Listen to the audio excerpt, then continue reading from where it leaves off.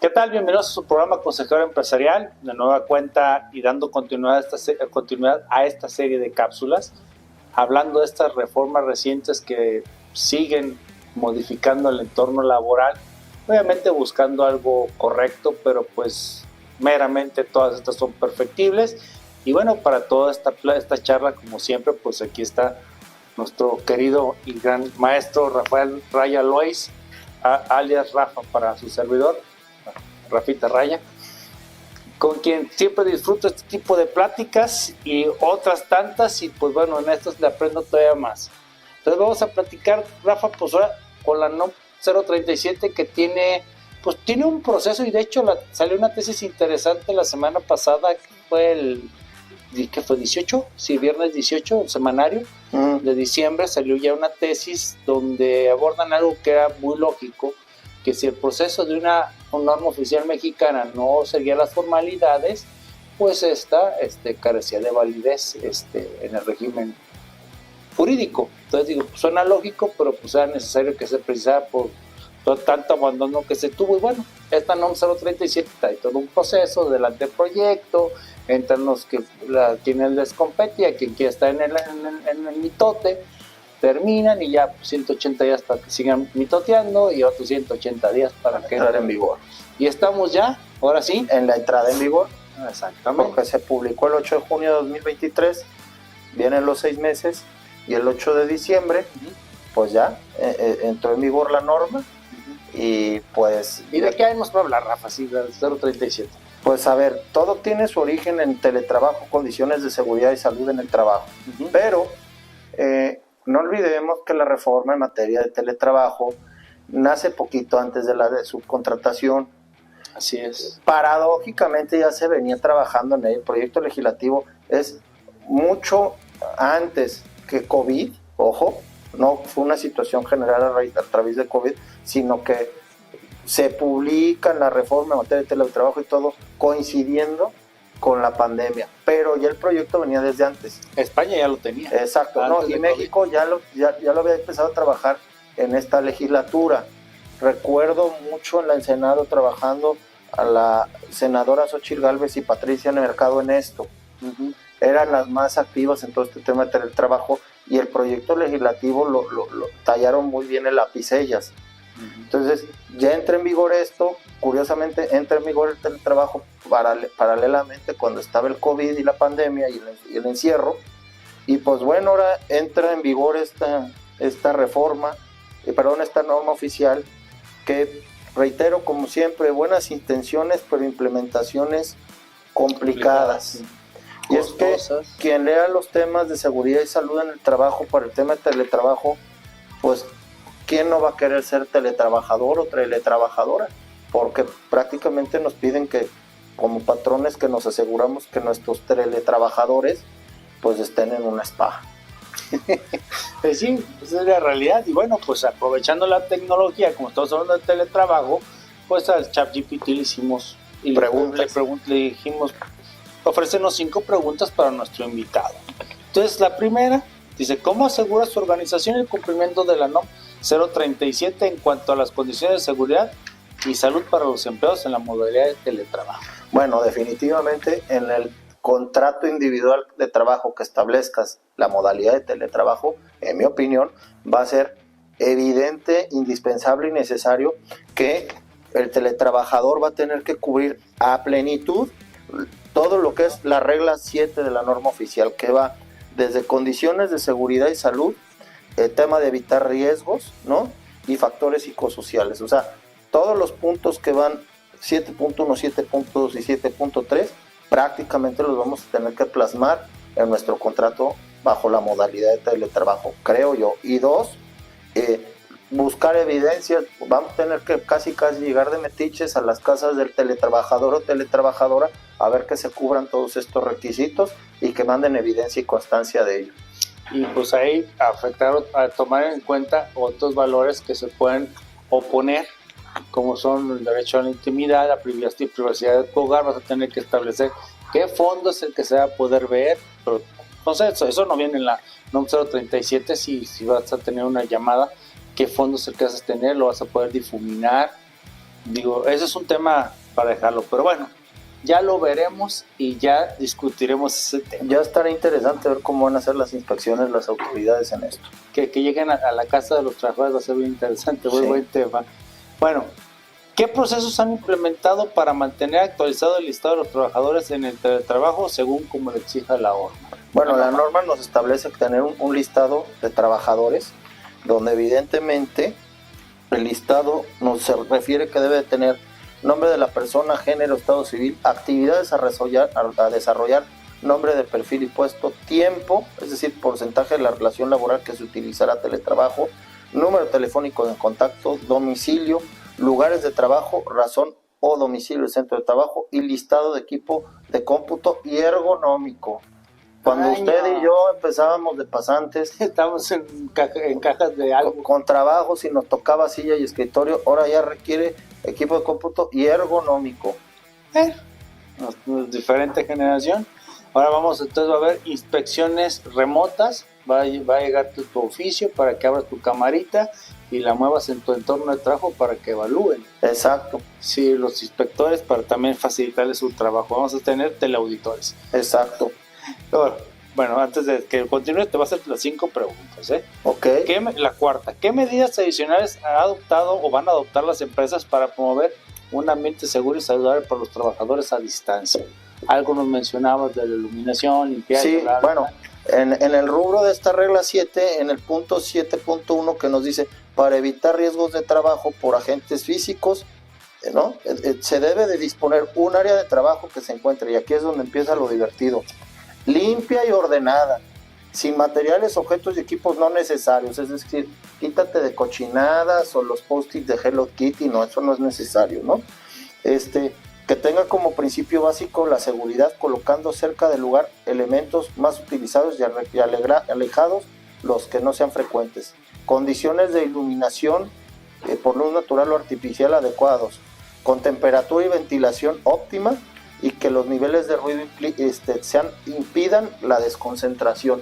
Entonces, si tú revisas esto, pues los teletrabajadores, por eso te decía, pues van a tener que trabajar en un spa, pero que en una oficina tradicional todo esto es muy difícil de encontrar. Y es que, fíjate, por decirlo, yo como patrón, poniéndome en ese lugar, ¿cómo me cercioro? Yo puedo dejar todo en orden, pero mientras el trabajador no tenga la cultura de que haga las cosas como si estuvieran vigilándolo sin estar vigilado, pues es que la bronca le va a quedar al sector empresarial. Ese es yo creo que la dificultad, y donde nosotros como profesionistas tenemos que cambiar ese contexto de cómo trabajar. O sea, si haces tus manuales, cumples con la NOM 037, decías, pues sí, haces los reglamentos, pero eso no quiere decir que estamos cumpliendo. Exacto. Tienes que llegar a un grado de convicción de por qué se tiene que llevar. Y si a veces no podemos en nuestra propia casa y con nuestros propios equipos que tenemos físicos, ya quiero ver a alguien en vía remota, ¿no? No, y además otro tema, lo que nació como una nueva modalidad, porque así el mundo lo está exigiendo en materia laboral, donde era un ganar-ganar, ¿no?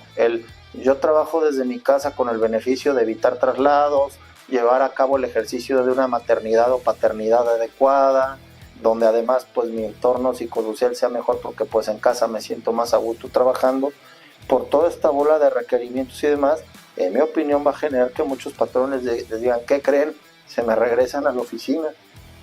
Y fíjate que va en contra, de hecho se acaba de publicar el mes pasado una directriz en la Comunidad Europea, que es la debida diligencia en ámbitos de sostenibilidad. O sea, tú como entidad económica tienes que siempre tener a la vista cómo los cambios los estás pasando en impacto ecológico, en huellas, o sea, ¿hacia dónde va? Entonces esto pareciera ser opuesto, porque en lugar de facilitar o de cierta manera graduar, dependiendo del número de trabajadores, se pedirá esto, te puede hacer esto en sustitución de aquello, para que sea funcional el teletrabajo para el medio ambiente y para las personas.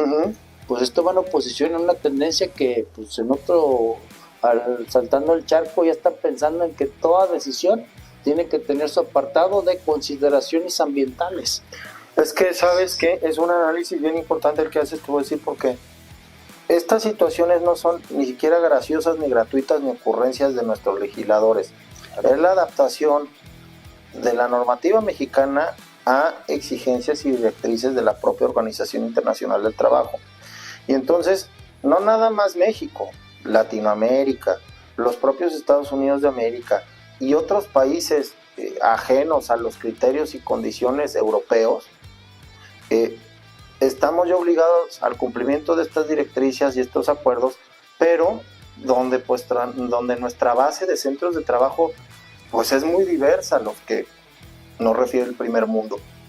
Bajo esa óptica, es muy difícil hoy ser patrón con obligaciones de primer mundo, pero en países en vías de desarrollo. O sea, sí, es muy, muy complicado. Y nuestros principales afectados, ¿quiénes van a ser? Evidentemente las pymes. Las organizaciones, las empresas transnacionales, las grandes empresas, todas ellas tienen capacidad para esto y más. A mí me queda claro. Lo tienen por visión y por misión y porque parte de sus agendas globales así se lo requieren. Pero pequeñas y medianas empresas evidentemente se van a ver afectadas por esto.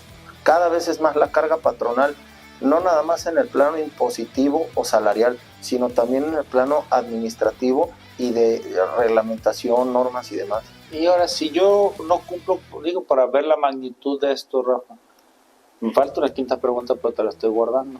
Esta es una adicional. Ajá. Esta tiene una cuestión de reflexión. Si yo incumplo con la NOM 037 y tengo 5 trabajadores, ¿en cuánto puedo hacerme acreedor?